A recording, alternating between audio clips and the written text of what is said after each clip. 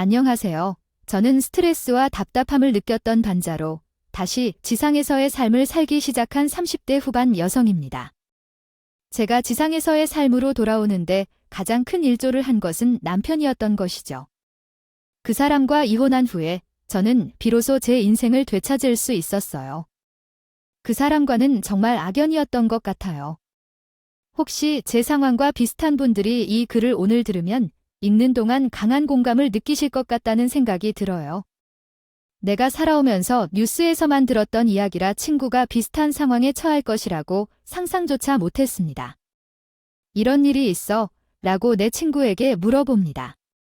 네, 정말 괜찮아? 라고 하면 그 다음은 어떻게 될까요? 수천 달러의 여유 자금이 없어. 너희 둘 다 일하는 게 돈을 벌기에 괜찮지 않아? 여유 자금이 있었다면 나도 어떻게 했을까? 라고 생각해 봅니다. 미칠 것 같아요. 우리가 강동에 있는 집을 이미 들어가는데 대출을 받아서 살고 있었거든요. 아, 이런 상황이 될 줄 알았나요? 우리 부부는 원래부터 반자의 결혼 생활을 시작하지 않았어요. 처음 결혼했을 때는 둘 다 경제적으로 안정적인 사람들이었죠. 기준으로 삼는 우리나라의 중산층에 속해 있었고 부족함 없이 생활하고 있었어요. 남편은 IT 계열 회사에서 일하고 있었고 저는 은행에서 근무하고 있었죠. 그런데 왜 우리 부부가 갑자기 반자 주택을 사게 되었는지 궁금하시죠? 아이야, 너희 신우가 뭐라고 할까요? 사고를 당하고서도 자기가 다친 채로 우리에게 미안하다는 말도 안 하냐고요. 전세 사기를 당한 거라니 이건 말이 안 되네요. 그 이유는 우리 부부가 조금 더 경제적 여유를 갖고 싶어서 우리가 매매해서 살고 있던 집을 팔고 전세집을 구하려 했기 때문이었어요. 전세집을 구했지만 우리가 불운히도 전세 사기를 당했었어요. 그리고 우리 부부가 전세 사기를 당하는데 이끌었던 것은 다름 아닌 남편의 누나였어요. 제 시누이 누나의 말만 믿고 계약을 맺은 건데 이런 상황에서 어떻게 해야 할지 모르겠어요. 아, 누나가 잘 알아본다고 했는데 누나 말을 듣고 내가 어리석은 사람이라는 거지 어떻게 해야 할까요? 우리 앞길이 막막해졌다고 하니까 공인중개사 자격증을 따야 한다고 제안했는데 그걸 해달라 해봐도 안 한다더라고요. 아, 여기서는 책임도 아무도 져줄 수가 없잖아요. 야, 나 때문에 그 집이 그런 집인 줄 알았어. 아니, 나도 몰랐어. 그 전세집은 부동산 일을 하면서 번 돈으로 산 것이었어요. 신우가 구해준 집이었어요. 그 집을 구할 당시에 신이는 야, 이렇게 딱 가족이 부동산이니까 이 얼마나 좋니? 요즘에 전세 사기당하는 사람들이 어디 한 둘인 줄 알아? 너희 나한테 약속한 대로 이번에 계약하고 나서 나한테 밥 사는 거다으라고 이야기를 하면서 온갖 거들을 피웠었는데 정작 공인중개에서 자격증도 없는 신우는 일이 발생했을 때 아무런 도움도 되지 않았어요. 누나, 진짜 해도 너무한 거 아니야. 아, 연락은 받아야 할 거 아니야. 이런 식으로 우리 얼굴 안 보고 살 거야? 메시지 듣는 대로 나한테 전화해. 진짜 나도 수정이한테 창피해 못 살겠어. 알아, 연락 좀 하라고. 자기가 일은 다 저질러 놓고 신우는 저희 부부한테 욕먹을까 봐. 한 달 이상 동안 잠조차 자지 못한 채로 신우이가 갑자기 사라진 사건을 수사하다가 알게 된 사실이 있었어요. 그 사실을 알게 된 후로부터 갑작스럽게 상황이 개선되었어요. 뭔가 이상하다고 느꼈었거든요. 아무 부동산에서도 그 빌라를 거래하지 않는다고 해서 그 빌라의 소유자는 우리 아빠와 나뿐이라고 전혀 알지 못했거든요. 그러던 중 그 빌라를 건설한 주인이 의도적으로 복잡한 소유의 거래를 막으려고 중개사 한 명에게만 건물을 매각한 줄로 알았었어요. 그런데 그들끼리 계획을 세우고 협상을 하다 보니 아무도 그들의 이익을 오는지 모르겠다는 걸 말이죠. 아, 누가 알았을까요? 하금 나는 그들의 음모를 묘사하는 유용하게 이 친구들에 대해 의심스럽게요. 누구를 탓할 것이 아닌가요?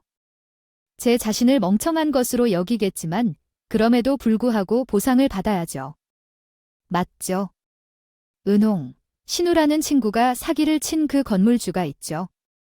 그 사실을 알면서도 그 건물 소유권을 계속 받아왔네요. 세입자를 가득 넣었던 것이었어요. 그런 식으로 하면 건물주는 중개사인 신우이에게 중개 외에도 별도의 수수료를 더 받았던 것이었죠.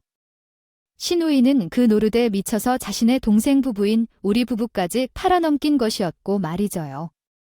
그 얘기를 듣는데 사람이 열받지 않겠어요. 저는 그 말을 듣고 나서 바로 신우를 고소했어요. 신우고 나발이고 자기 남동생 부부를 팔아먹어 돈을 벌려는 사람이 어디 있어요? 당신도 나에게 아무 말도 하지 마세요. 절대로 가만히 있지 않을 거예요.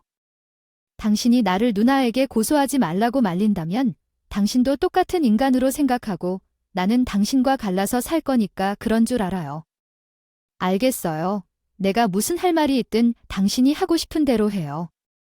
저는 그렇게 하겠어요. 그 전세 사기 건물을 맡은 신우가 그곳에 세입자를 입주시켰으나 저는 그를 고소했습니다. 이 일에 있어서 저 혼자가 아닌 신우와 그 건물주에게 피해를 입은 사람들과 함께 고소를 제기했습니다. 건물주도 함께 묶어서 말해야 한다는 의견입니다. 연락을 취하라는 메시지를 음성 메시지까지 여러 차례 남겼으나 한 번의 연락도 없는 상황에서 고소가 접수되어 너무 쉽게 연락이 되는 것이 거의 불가능하다고 생각합니다. 심지어 찾아갔으나 연락이 되지 않아 더욱 분노스러웠습니다. 이런 일이 정말 너무한 일이라고 생각했습니다. 남이 아니라 내 가족이라면 어떻게 내가 그렇게 당할 수 있을까 한 마음입니다. 너도 비슷한 일을 겪는다면 내 누나가 그런 상황에서 고소를 당한다면 그저 지켜보기만 하느냐 하면서 나도 살기 위해 이런 조치를 취한 것뿐이라고 생각합니다. 그렇다면 누나가 연락을 잘 받은 것일까요? 그것도 아니고 연락을 받지도 않은 것이니 가족이라고 해서 특별히 도와주기는 어려운 상황일 것입니다. 그럼 어떻게 해야 할지 솔직히 말해달라고요? 수정이가 누나를 고소한다고 했을 때 나는 마음이 편한 줄 알아요. 하지만 어떻게 대처해야 할지 연락을 안 했을 때는 조금 당황스러웠죠. 그러나 우리도 그때는 신유라는 사람이 말도 안 되는 소리를 하는 것을 견딜 만한 거라고 생각하며 말뿐인 논쟁을 벌였어요. 계속해서 결국에는 나가서 신유와 건물주를 뼈를 깎듯이 대립시켜서 상황을 해결했어요. 그러고 나서 우리는 다행히도 손해본 금액을 회수해냈죠. 그런 식으로 갑자기 반지에서 생활을 하게 된 것이었어요. 전세 사기 문제로 싸우는 동안 금전적 손실이 계속 발생했기 때문에 이처럼 삶을 꾸려야 했어요. 그 이후로 신유는 우리 부부를 봐도 거의 연락을 취하지 않겠다고 선언했으며 거의 접전을 피해왔어요. 물론 당연한 결정이었죠. 사실 저도 신유를 보고 싶지 않았지만 마음이 억지롭게 느껴졌던 부분이 있었어요. 당신의 글을 이해했습니다. 그러나 문법적 오류가 많이 있습니다. 아래에 수정된 내용을 확인하세요. 죄를 지게 된 이유로 자책하지 말아야 해요. 면목이 없어 애들한테 문제가 되는 일은 없어요. 문제는 당신이에요. 당신이 최선을 다하더라도 초등학생들이 끼니를 어떻게 챙겨 먹겠어요? 저를 잘 따르던 조카 아이들이기에 조카 아이들만은 외면하지 않고 돌봐왔어요. 물론 아이들의 엄마에겐 10원 한 푼도 주지 않았어요. 신이 정말로 싫었어요. 하지만 피는 물보다 진하다고들 말하잖아요. 아무리 거리가 있어도 우리는 가족이니까 완전히 끊기는 일은 어려웠겠죠. 남편은 가족이라 할 수 있는 둘이서만 살아온 사람들이었지만 끊는 것이 더 어려웠을 텐데요. 전세 사기 사건 이후 2년이 지난 후에도 남편과 신우는 왕래를 시작했어요. 다시 연락하고 지내는 것은 내가 하기 싫어하지만 우리 부부 사이에서 형식적으로 호감 표시를 받았을 때 나는 미리 얘기했어. 만약 당신이 나에게 서운하다고 한다면 안 좋은 일이야. 당신도 잘 알고 있잖아. 우리가 여기 사는 이유를 잘 생각해야 해. 당신이 무슨 말을 하는지 알아. 나도 다 알아서 조심하고 신중히 말하도록 하겠어. 우리 부부 사이가 어색하거나 곤란한 일 없게 할게. 나는 그 약속을 지킬 수 있어. 남편이 내 말에 이해했다고 다짐하고 약속까지 했어요. 손가락까지 걸고도. 하지만 팔청박은 있어도 그분은 결국 자신한테 누구나 호구가 될 수 있어. 아니, 그런 상황에 놓인 어린 아이들에게 아이패드가 왜 필요한지 궁금한데 최근에는 학교에서 학생들에게 태블릿 PC를 제공해주고 있어. 그걸로 수업 시간에 활용하라고 교육부에서 지원하는 것이다. 산 것보다 속도가 아무래도 더 떨어지고 용량도 적은 편이라서 당신도 수아랑 다른 애들에게 밀리는 게 속상할 거 아니에요. 안 그래요.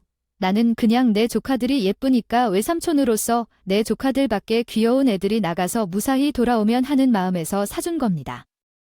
웃긴 게 아니에요. 그게 무슨 수아랑 수호를 생각해서 사준 거예요. 방금 전에 수아가 전화를 했어요. 엄마가 당신이 아이패드를 중고마켓에 가서 팔았다며 좀 도와달라고 했어요. 아니요. 당신은 이런 일을 해도 이렇게 맛이 돼도 괜찮은데 당신은 내 누나라도 모르겠어. 수업까지 하는 게 맞구나. 그래서 또 대답할 것도 그런 상황에도 정신을 못 차려서 당장 가서 수호를 위한 패드를 챙겨오라고 말하라니까 차라리 그건 접촉하고 돈으로 애들을 위해 적금이나 투자해 줄 거 아니냐며. 남편이 자기 누나와의 일로 고생하고 어린 아이들한테 괴롭혀지나 당하는 것 같아요. 고가의 2대의 태블릿 PC를 샀어요. 그 결과가 어땠는지 말해도 돼? 여러분도 대화 내용을 듣고 아시겠지만 결국에는 신우이가 자기 자식들이 쓰라고 외삼촌이 사준 태블릿 PC를 가져다가 팔아먹었어요. 정말 생각해도 화가 나네요. 어떻게 엄마라는 사람이 그럴 수 있지? 여러분은 이해가 가지요? 어제 영 불안했는데 결국 대형 사고를 쳤네. 내 번호를 지운 거 아니야? 그냥 밥이나 같이 하자는 약속한 글쎄. 우리 애들을 챙겨주는 거라고 내가 알고 있지만 있는 그대로 방치하는 것도 도리가 아닌 것 같고 우리는 가족인데 언제까지 이렇게 대면해서 지내야 하나 싶어서 시간 좀 내주면서 이야기하면서 허심탄회 하자 하고 싶어서 말이에요. 형님이 나에게 다시 2번 보라고 했거든요. 말자고 하셨던 거 아니었어요. 굳이 형님 얼굴을 뵙고 싶지 않아서요. 수아랑 수호는 제가 아이들이 예쁘기 때문에 잘 챙겨주는 것이지 다른 이유는 없어요. 알았어요. 그건 까칠하기 때문일 거예요. 오케가 어디 나랑 잘 지내고 싶어서 우리 애들을 챙긴 거겠죠. 우리 수아랑 수호 예쁘다 해주는데 그냥 올케한테 고마워서 하는 거예요. 나도 다 한다니까. 그래서 내가 미안해서. 그래, 미안해서. 내가 윗사람인데 올케한테 너무 안 좋은 모습만 보인 것 같아서 그게 미안해서 그런 거야? 올케한테 고마운 것도 있고? 아, 그러니까 좀 나와라. 한동안 잠잠해 보였던 신우가 연락을 해왔어요. 잘 지내고 싶으니 이제는 좀 풀자면서 말이에요. 그러면서 자기가 밥을 선다고 하더라고요. 솔직히 말해서 저는 신우의 얼굴 굳이 보고 싶지도 않았어요. 잘 지내고 싶지도 않았고요. 놀라운 일이 있었습니다. 신이 차에서 내리자마자 전 직원이 달려와서 나를 안아주었어요. 제가 영문도 모르는 채로 그 품에 안겨 있었는데 신우는 쟤를 안고 앉으며 한참을 소란을 피우다가 마침내 고마워한다며 인사를 했어요. 제가 뭔가 잘못한 것이 있는 줄 알았지만 그가 갑자기 감사한다고 하자 제가 어리둥절했죠. 신우가 갑자기 그러면서 말씀하자 당신은 그저 무뚝뚝해서 그럴 뿐이에요. 나를 알고 오늘 올케한테 얼마나 미안했는지 알 거예요. 우리 올키 덕분에 이런 벤츠도 타보고 너무 고마워해서 오늘 밥을 사주겠다고 했어요. 올케가 나에게 먼저 손을 내밀어 줬으니 나도 보답을 해야겠죠. 이에 대해 답변을 해주어야겠다고 생각했어요. 그렇죠. 그럼 오늘 밥 사겠습니다. 감사합니다. 하마 번역. 아프기 시작한 것 같은데 내가 정말 미안해. 당신 아프기 시작한 것 같아서 미안해. 수술 전 일주일 전에 남편이 눈치를 살며시 주시며 말했습니다. 아, 여보. 이거 정말 죄송한데 어떻게 할까? 한 달 전부터 예정된 해외 출장이 있는데 수술하려는 그날이네. 나는 시간적 여유 있어서 말을 듣지 않았고 또 너가 아파서 이야기를 못했던 것 같아 정말 죄송해. 해외 출장도 이미 있어 와이프가 암에 걸려서 힘들어하는 것을 알고 있던 남편은 이해하지 못하면서도 눈치채지 못했고 출장이 이미 예정되어 있음에도 미안해하며 말했습니다. 비행기 표도 인사팀에서 예약을 해놓았어요. 나는 어쩔 수 없다고 생각해서 내가 당신 곁에 있어줄 수 없을 것 같아요. 남편이 제 수술날에 왜 올 수 없는지 이미 눈치챈 상태였어요. 어머니의 소개로 예전에 남편의 호감이 있던 그 여자와 남편이 재회했다는 걸 알았고 벌써 여러 번 만난 것 같았어요. 그 여자와 어디로 놀러갈 계획이 있었을 것 같아요. 남편의 행동에 마음이 어찌할 바를 모르겠었지만 차라리 잘 된 거라 생각했어요. 어쨌든 그 여자와 외도하는 것은 어디서든 증거가 나온다고 해서요. 또 함께 병원에 가면 내게 위한 게 아니라는 걸 알게 되겠지만 걱정했어요. 잘 된 일이어서 다행이에요. 그래서 나는 담담하게 말했어요. 그래, 어쩔 수 없지? 아버지한테. 바빠도 애들에게 좋은 것이니까 제가 죽으면 아이들 당신이 돌봐줘야 해, 살아야 하니까 회사에서 기반을 잘 다져놔야지. 아이, 괜찮아. 어차피 엄마 아빠가 들어와서 엄마 아빠랑 함께 병원에 가면 돼. 그러니까 내 걱정은 하지 말고 잘 다녀와. 일주일 걸린다고 하니까 나도 집에서 지켜볼게. 그래서 장모님과 장인 어른들과는 별도로 얘기하겠어. 혼자 가는 것에 미안해? 괜찮아. 나 원래 강인하니까. 이 정도는 별것 아니야? 문제 없어. 마음 같아서 정말로 남편년 놈의 속을 빼주고 싶었어. 와이프가 암 수술을 받고 있고 결과도 알 수 없는데 나가고 난 후에 재혼하면 괜찮을까요? 남편과의 데이트에서 생각해보니 매우 실망했고 심지어 억울한 정도로 화가 났습니다. 이제는 그가 나에게는 중요하지 않은 존재인 것 같아요. 그런 남자와 결혼을 해서 아이를 낳고 살았다는 사실에 소름이 끼치네요. 할 말이 없이 부모님 댁에 가기로 했고 그들께 이 사실을 고백했어요. 그쪽 가족에서는 내게 불만을 품고 있고 날 떠나려고 한다고 해요. 남편은 이미 다른 여자와의 로맨스를 시작했을 것 같고 출장에 대해서도 의심스러웠어요. 부모님도 믿지 못하셨어요. 아이, 정서방이 아니야. 우리 정서방이 그런 사람이 아니야? 다정한 편은 아니더라도 얼마나 성실하고 심지어 뚝섬한 사람인지 말했어요. 내가 잘못 이해했을 거야? 아빠도 봤잖아. 그렇게 바람 피우고 다닐 것 같은 남자는 그럴 여지가 있다. 그런데 이곳에서. 방은 절대 아니에요. 이미 확인했어요. 남편과 시어머니가 그런 소리를 해서 엄청 충격받았어요. 무뚝뚝하지만 집안에서는 성실한 분이셨기 때문에 더 충격이었어요. 아무튼 저는 지금 걸림인 게 밝혀진 것 말하지 마세요. 지금은 말기로 알려져 있으니까요. 알았어요. 내가 시키는 대로 할게. 그런데 정말 정서방이 그런 말을 했다고요? 엄마는 믿을 수 없다며? 시어머니도 그러고 열길 물속은 알 수 있어도 사람 속은 모른다는 말이 딱 어울려요. 저도 충격 먹었다니까 제가 다니는 게 없을 거예요. 남편을 내치려면 준비가 필요해요. 그러니까 둘 사이가 재편되게 해주세요. 마음이 무거워서 수술대에 누웠어요. 다행히 수술은 잘 끝났습니다. 이번에는 형식적으로 시어머니가 전화를 했어요. 네, 어머님, 수술 잘 말했어요. 나의 걱정 더욱 많았는데 다행히도 아이의 상태는 안정적입니다. 일단 의사가 검진 결과를 확인해봐야 퇴원이 가능하다고 했어요. 그래, 수술로만 끝내지 않고 앞으로 어떻게 관리해야 하는지가 더 중요하다고 하더라고요. 우리 아들도 여행 중에 걱정을 많이 하나 봐 전화가 왔었어요. 여행이라니 출장이 아니라고요. 남편은 한 주 동안 싱가포르로 출장을 간다고 말했었어요. 아이고, 그래 맞아, 출장이었어. 내가 말이 허나 나왔네요. 그러면 수술을 받고 피곤하겠지만 좀 쉬어야겠어. 역시 여자의 직감은 맞았어요. 나는 왜인지 그 여자와 여행한 것 같았는데 어머니가 실수를 해줘서 믿음이 생겼어요.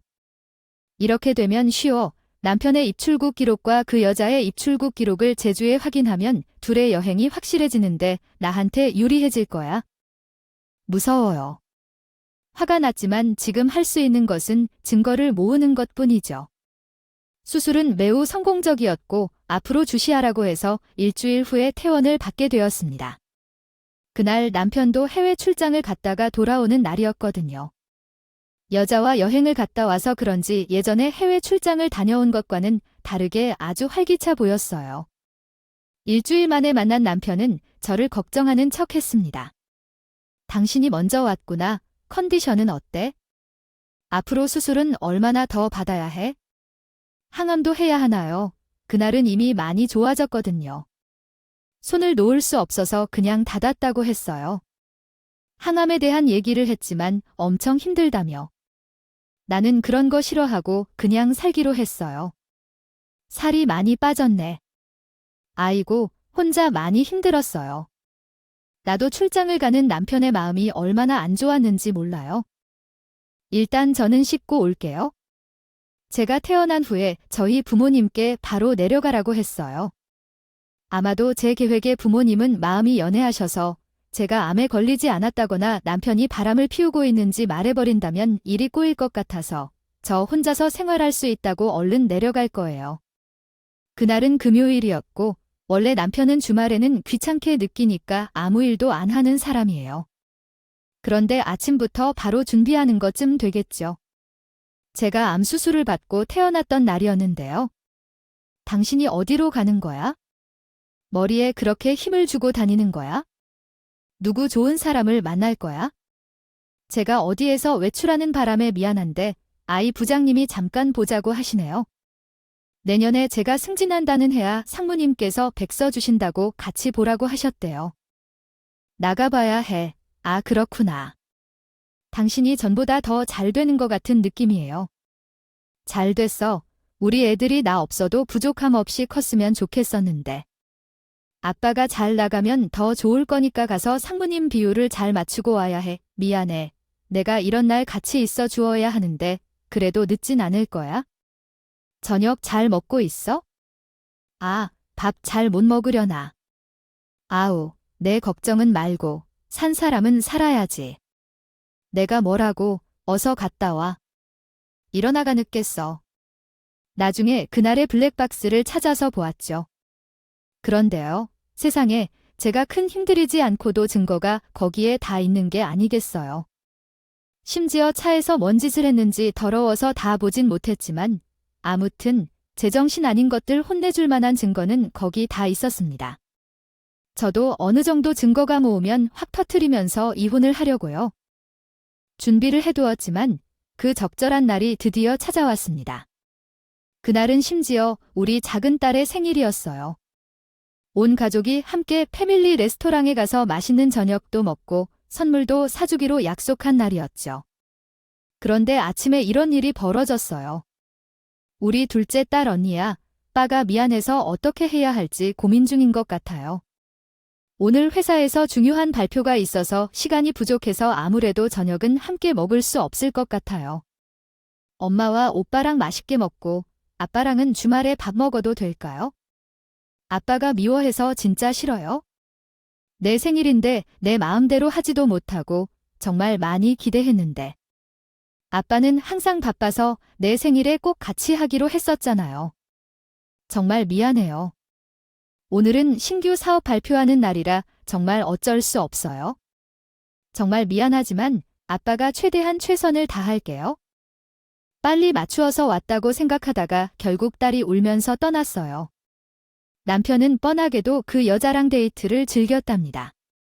어떻게 알았느냐고 물으셔서 저는 아주 주의 깊은 사람이라서 여자의 정보 몇 개를 조합하여 SNS에서 찾아냈고 유부남과 놀아나는 것을 자랑해 남편의 사진까지 올렸다고 합니다. 정말 놀라워서 숨이 막히고 눈이 멀었습니다.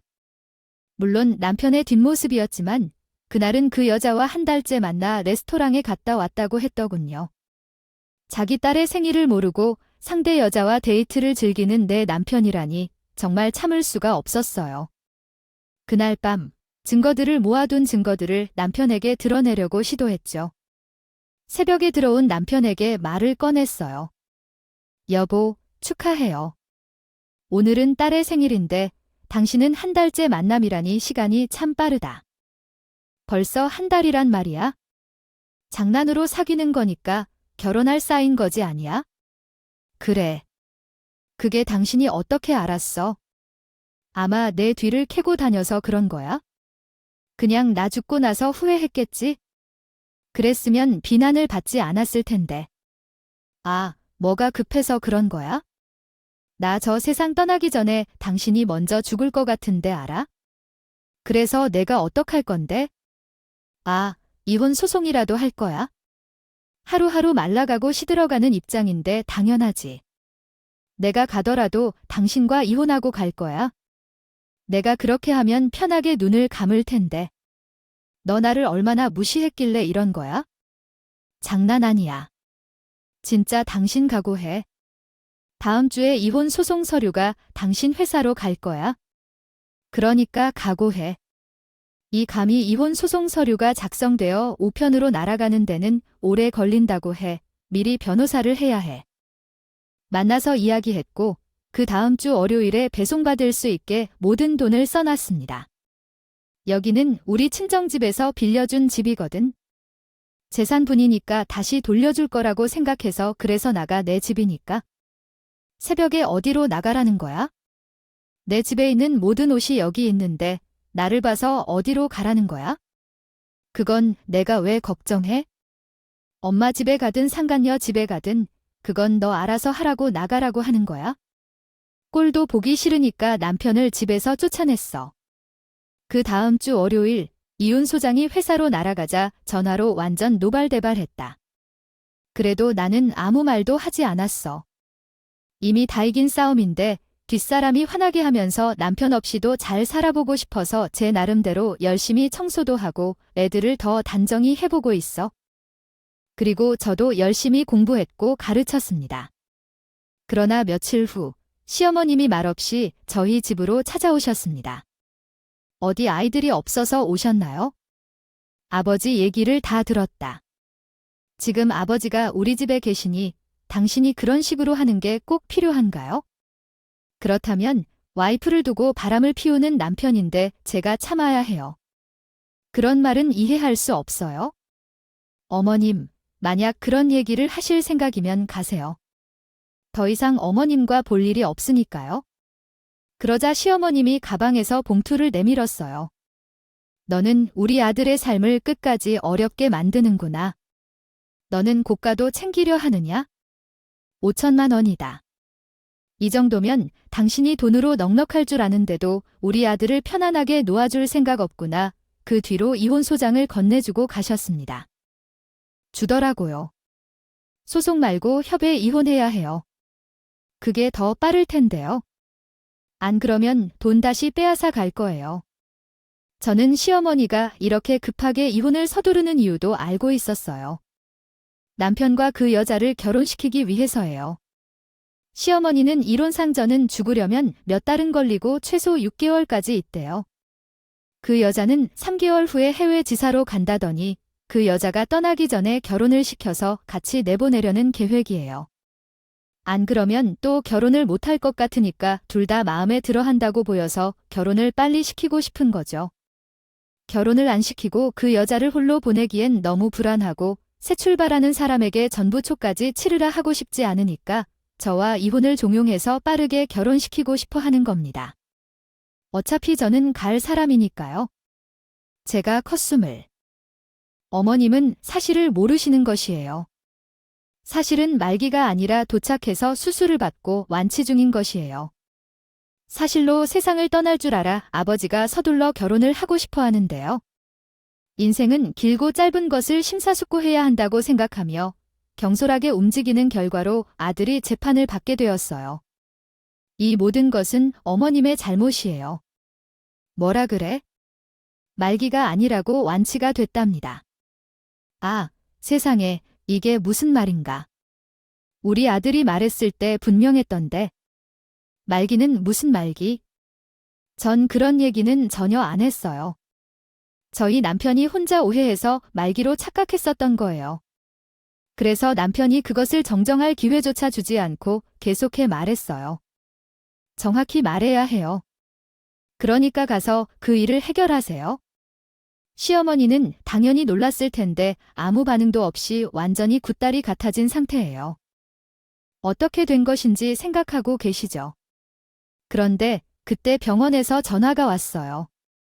안녕하세요. 대학병원입니다. 정진영 환자 보호자분이세요? 아, 지금 심한 교통사고로 이송이 필요했습니다. 일단 수술을 해야 하는데 수술에 동의해 주시겠어요? 청청병력 같은 소리였습니다. 이 사람은 그날도 월차를 쓰고 그 여자랑 데이트를 갔었습니다. 낮에 어디로 가는 중이었는지 기억은 없고 트럭에 치이는 대형 사고가 발생했습니다. 그렇게 미운 남편이지만 사고 소식에 놀란 시어머니와 함께 그 병원으로 향했습니다. 병원에 도착하면 그 여자도 심하게 다쳤고 남편은 더 좋지 않은 상태였어요. 남편은 안타깝게도 손 하나를 잃었습니다. 시어머니는 남편의 상태에 울면서 그 후 그 여자 쪽 집에서도 부모님이 왔어요. 병원에는 곡소리가 울리고 있었습니다. 쑥대밭이 되자마자 진정이 되더니 여자의 집안에서 나의 존재를 알게 되었습니다. 아이, 그런데 누구세요? 그 환자와 어떤 관계를 맺고 계십니까? 누구신데 거기서 그랬죠? 나는 이 사람 아직까지 와이프가 되는 사람이에요. 그쪽은 누구세요? 뭐라고요? 아니, 죽은 척하지 않았어요. 이거 보세요. 사돈 말씀 좀 해주세요. 와이프가 이렇게 뻔하게 살아있는데 이게 무슨 소리예요? 시어머니는 아무 말도 못하고 고개를 숙여서 와이프가 병으로 죽어서 재혼시키겠다고 들었는데 어떻게 이렇게 뻔하게 살아있는데 죽어있다고 말할 수 있습니까? 세상에, 이게 사람 아니네. 저기요, 이 사람들이 당신이 죽었다고 돌아다니는 것을 아셨습니까? 그건 몰랐네요. 나는 곧 죽을 것이라고 알고 있었어요. 네, 사실 제가 암에 걸렸었는데 사람들이 말기로 오해해서 저가 곧 죽는 줄로만 알고 있었지만 사실은 저 이러이였고 엊그제 수술을 받고 왕도하고 있어요. 죽을 일은 없습니다. 세상에, 아니요. 그렇다면 우리 딸이 어떻게 되는 거야? 어머님은 지금 무슨 일을 꾸미는 거야? 러운 사람들, 어머님 내 딸이 어떡하겠어요? 제 딸의 삶을 어떻게 할 거야? 어머님은 여자 쪽 부모님께 멱살을 잡히며 엄청난 욕을 들었어요. 결국 남편의 재혼은 물거품이 되었죠. 그 사실을 알고도 결혼시키면 부모가 있잖아요. 개차반이죠.